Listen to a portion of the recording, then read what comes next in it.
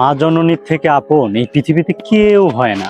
মাকে ভুলে যদি কোনোদিন পরনারীকে সুখী করতে চাও, কোনোদিন সুখী করতে পারবে না। মাকে ভুলে শখের নারীকে যদি বারবার আপন করতে চাও, কোনোদিন সুখী হতে পারবে না। নারী কষ্ট দিতে জানে, কিন্তু মা কখনো তোমাকে কষ্ট দিবে না।